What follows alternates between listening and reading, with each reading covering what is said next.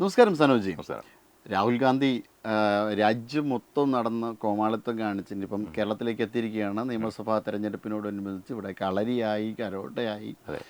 ഇപ്പോൾ ഇനിയിപ്പോൾ അടുത്ത് KSRTCയിൽ സ്ത്രീകൾക്ക് 100% സൗജന്യത്തോടുകൂടി യാത്ര കൊടുക്കാം എന്ന് പറയുന്നു. ഇപ്പോൾ KSRTC ആൾറെഡി തന്നെ നഷ്ടത്തിലാണ്. അതിനെ എങ്ങനെ തിരിച്ചു കൊണ്ടുവരാമെന്നതിനെ കുറിച്ചൊരു ഐഡിയയും പറയുന്നില്ല. എന്തായാലും ഇങ്ങനെയുള്ള രീതിയിലുള്ള വാഗ്ദാനങ്ങളൊക്കെയാണ് കൊടുത്തിരിക്കുന്നത്. എന്താണ് ഇനിയിപ്പോൾ ഉള്ള കാര്യങ്ങൾ? അല്ല, ഇന്നലെ ഇതിൻ്റെ റീലൊക്കെ ഇറങ്ങിയിട്ടുണ്ടായിരുന്നു. അപ്പോൾ ഇന്നലെ പുത്രിക്കണ്ടം മൈതാനിയിൽ അദ്ദേഹത്തിൻ്റെ ഒരു വലിയ കളരി അഭ്യാസ പ്രകടനം ഉണ്ടായിരുന്നു. എനിക്ക് അത് കണ്ടപ്പോൾ ഓർമ്മ വന്നത് വർഷങ്ങൾക്ക് മുമ്പ് മോഹൻലാൽ അഭിനയിച്ച ഭൂമിയിലെ രാജാക്കന്മാരെന്നുള്ള സിനിമയിലെ ഒരു രംഗമാണ്. ആ സിനിമയിൽ മോഹൻലാൽ ഒരു രാജകുടുംബത്തിലെ അംഗമാണ്. അപ്പോൾ ആ രാജകുടുംബത്തിലെ മറ്റൊരംഗമായിട്ട് ജഗതി ശ്രീകുമാർ വരുന്നുണ്ട്. തുളുനാട്ടിൽ കള്ളപ്പയറ്റ് പഠിച്ചു വന്ന കള്ള ബടുവ എന്ന് പറഞ്ഞുകൊണ്ട് അദ്ദേഹത്തിൻ്റെ ഒരു ഇൻട്രൊഡക്ഷനുണ്ട്. അപ്പോൾ എനിക്ക് ആ രംഗമാണ് ഓർമ്മ വന്നത്.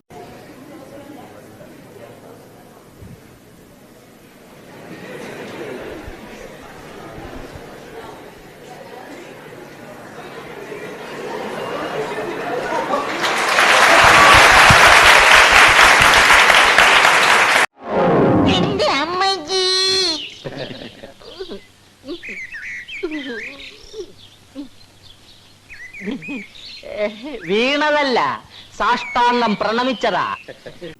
അതെ അതെ, ആ ഗജവടിവൊക്കെ എടുത്ത് കാണിക്കുന്ന രീതിയുണ്ട്. പിന്നെ എനിക്ക് തോന്നുന്നു കൂടെ നിൽക്കുന്ന വേണുഗോപാൽ നമസ്കരിക്കുന്നൊക്കെ ഉണ്ടായിരുന്നു ഇടയ്ക്ക്. ഈ അടവിന്റെ ഇടയിൽ എന്താണ് അല്ല, ഇത്രയും കാലം ഈ വടക്ക് നടക്കുന്ന കോമാളിത്തനങ്ങളാണ് നമ്മൾ ഇവിടെ ഇരുന്ന് കണ്ടുകൊണ്ടിരുന്നത്. ഇപ്പോൾ ഇത് ലൈവായിട്ട് ഇവിടെ തന്നെ കാണാനുള്ള ഒരു അവസരമാണ് ഈ പുതുയുഗയാത്ര സമ്മാനിച്ചത്. ഈ പുതുയുഗയാത്രയിൽ നമുക്കുണ്ടായ എന്തെങ്കിലും ഒരു പുതു സംഭവം എന്ന് പറയുന്നത് ഇത് തന്നെയാണ്. കാര്യം വടക്ക് കടന്ന് കാണിച്ചുകൊണ്ടിരുന്ന കോപ്രായങ്ങൾ ഇപ്പോൾ നേരിട്ട് നമുക്ക് പുത്തിരിക്കണ്ടം മൈതാനികളിൽ കാണാൻ പറ്റി. അതാണ് ഈ ഒരു പുതുയുഗ യാത്ര അവസാനിക്കുമ്പോൾ അണികൾക്കും ജനങ്ങൾക്കും ഒക്കെ കിട്ടിയ ഒരു വരദാനം.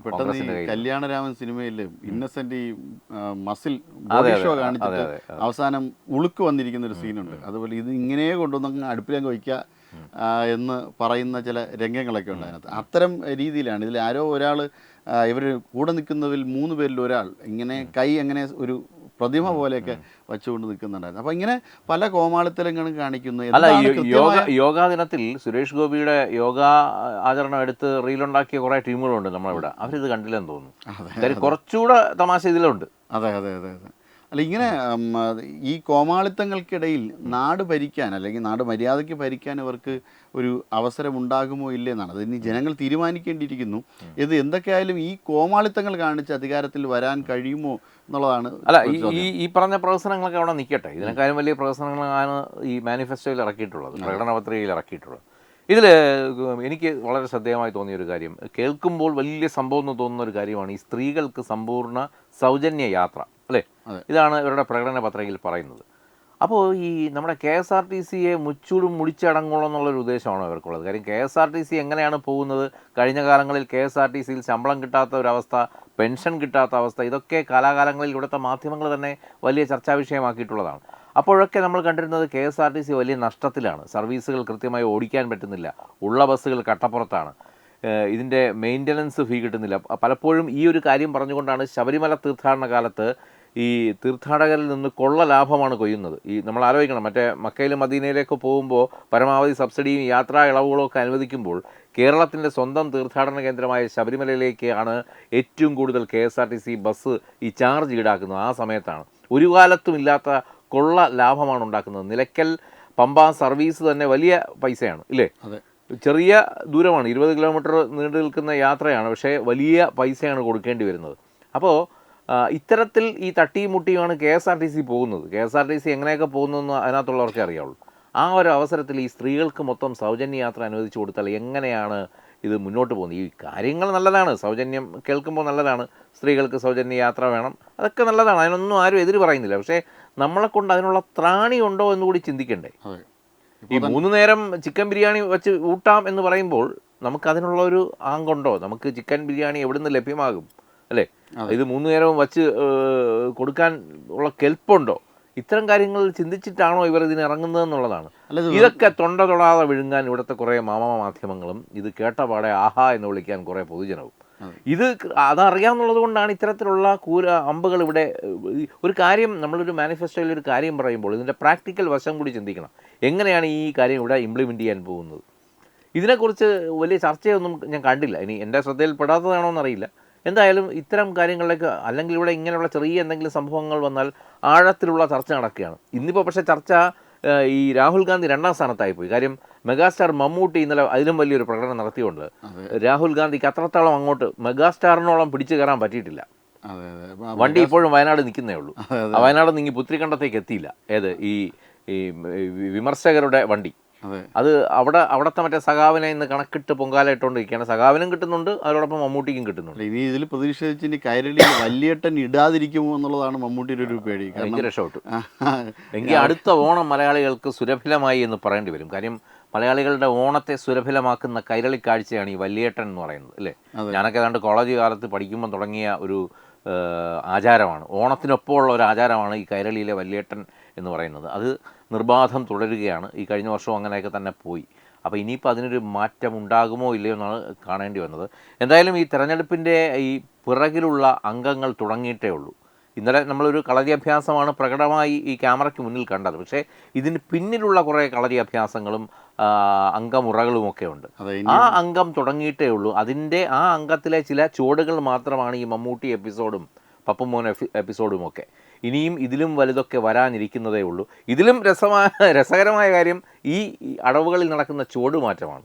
പലരും ചുവട് മാറാൻ റെഡിയായി നിൽക്കുകയാണ്. അടുത്ത ദിവസങ്ങളിൽ ഈ കളരിയുടെ തുടർച്ച എന്നോണം ഈ കോൺഗ്രസിൽ തന്നെ കളരി പഠിച്ച കുറേ ടീമുകളുണ്ട്, അവർ ചുവട് മാറും. ആര് മുഖ്യമന്ത്രിയാകും, ആര് ആഭ്യന്തരമന്ത്രിയാകും എന്നൊക്കെ പറഞ്ഞു. അല്ല, അത് പാർട്ടിക്കുള്ളിലെ ചുവട് മാറ്റം.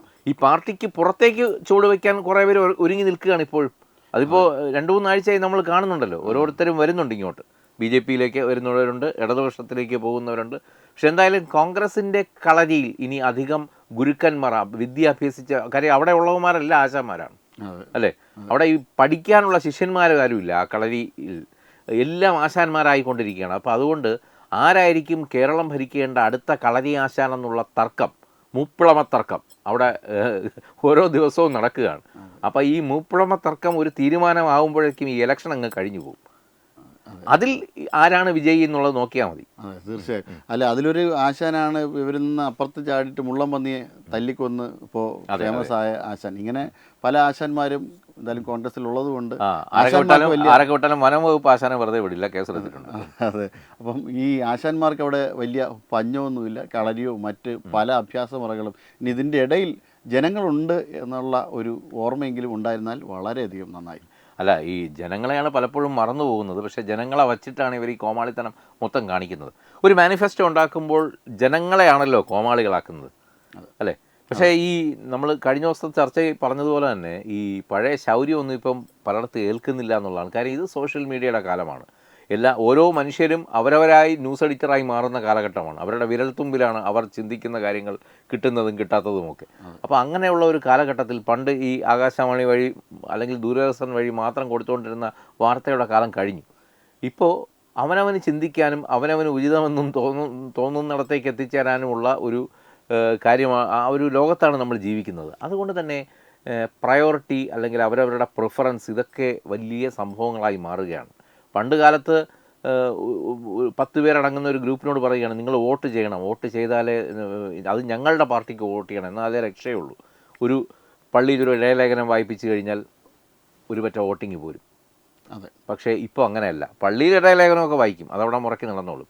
പക്ഷേ ഈ പോളിംഗ് ബൂത്തിലേക്ക് പോകുന്നവനാണ് തീരുമാനിക്കുന്നത്, ഞാൻ ആർക്ക് കുത്തണം, ഞാൻ ഇന്നടത്ത് കുത്തിയാൽ എനിക്ക് എന്ത് പ്രയോജനം, അല്ലെങ്കിൽ ഞാൻ കഴിഞ്ഞ പ്രാവശ്യം വരെ കുത്തിയിരുന്നത് ഇങ്ങോട്ടാണ്, ഞാൻ ഒന്ന് ഇങ്ങോട്ട് കുത്തിക്കഴിഞ്ഞാൽ എന്താണ് സംഭവിക്കാൻ പോകുന്നത്, ഞാൻ എൻ്റെ പഴയ സ്ഥിരം ഞാൻ കുത്തിയിട്ട് ഇവിടെ ഒരു മാറ്റവും വരുന്നില്ല, അപ്പം ഞാൻ ഇനി ഒന്ന് മാറ്റി കുത്തിയാലോ എന്നൊക്കെയുള്ള ചിന്തകളാണ് ഇപ്പോൾ ഈ പലരും ഈ പറയുന്നത് പോലെ ഒന്നും അല്ല കേട്ടോ. ഈ പണ്ടത്തെ കാലമൊക്കെ മാറി. ഇതിൽ രസകരമായ ഒരുപാട് കാര്യങ്ങളുണ്ട് ഹരി പറയുമ്പോൾ.